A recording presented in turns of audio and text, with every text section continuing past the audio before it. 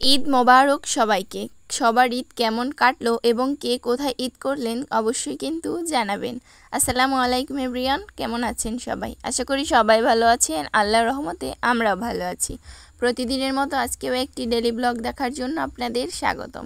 প্রতিদিন তো ভিডিওগুলো শুরু করি আমার বাবার বাড়ি থেকে, আর আমি বেশিরভাগ সময় বাবার বাড়িতেই থাকি। তবে এই বছরের বেশিরভাগ সময় বাবার বাড়িতে থাকলেও যে বছরে দুইটা ঈদ হয়, এই দুইটা মেয়েদের বিয়ের পর শ্বশুরবাড়িতেই করতে হয়। এই তো আমরাও চলে গিয়েছিলাম শ্বশুরবাড়িতে। আমার শ্বশুর বাবা আমাদের নিতে এসেছিল, তো ওনার সাথে চলে এসেছি। তো সকালবেলা এসে এই তো একটু ফুল গাছের ভিডিও করে নিলাম। আর এই তো এই খেজুর গাছটা আমার হাজব্যান্ড নাকি লাগিয়েছে, সৌদির খেজুর গাছ, কিন্তু খেজুর গাছ হয়নি, মানে পুরুষ খেজুর গাছ হয়েছে। টুকটাক একটু একটু ভিডিও করেছিলাম আপনাদের জন্য, যেহেতু ব্লগ ভিডিও বানাই তো একটু তো ভিডিও করার দরকারই আছে।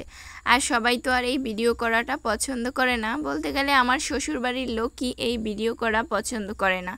এর জন্য তেমন কোনো কিছুই ভিডিও করা হয়নি। তো ঈদের আগের দিন আমরা চলে গিয়েছিলাম আমার শ্বশুরবাড়িতে। আমার শ্বশুরবাড়িতে পানের বর আছে, এটাকে আপনারা কি বলেন জানি না। সব সময় আমি গ্রামের মেয়ে হলেও পানগুলো কিনে আনতেই দেখেছি, মানে বাজার থেকে কখনোই এভাবে পানের গাছ দেখিনি। তবে বিয়ের পরও দেখিনি। বিয়ে হয়েছে এই প্রায় 3 বছর প্লাস, এরপরে আমাদের এই পানের বর দেখতে গিয়েছিলাম আমি এবছর গিয়ে।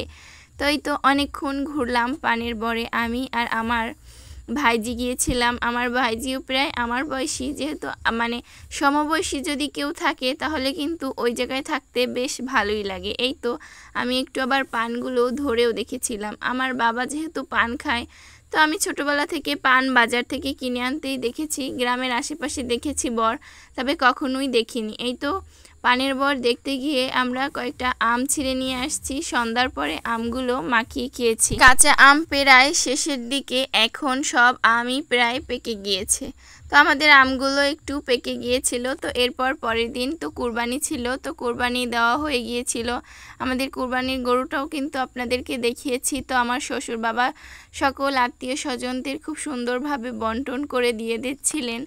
আর এই তো পরের দিন সকালবেলা আবার চলে এসেছিলাম বাবার বাড়িতে, যেহেতু আমার মা বাড়িতে একা একা একা ঈদ করতে কি আর ভালো লাগে, এর জন্য পরের দিন সকালবেলা আমরা চলে এসেছিলাম। এই তো আমার ভিডিওটা এই পর্যন্তই। যেহেতু ও আমার শ্বশুরবাড়ির মানুষ, ভিডিও করা পছন্দ করে না, আমি তার জন্য ওইখানে আর কোনো ভিডিও করিনি। এই তো ভ্যানে করে চলে এসেছিলাম বাবার বাড়ি থেকে শ্বশুরবাড়ি, বেশিটা দূরত্ব না, মাত্র 20 মিনিট লাগে। এই তো বাবার বাড়িতে এসেছিলাম, আমার ছেলে খুব খুশি নানিকে পেয়ে। আজকে এই পর্যন্তই, আল্লাহ হাফেজ।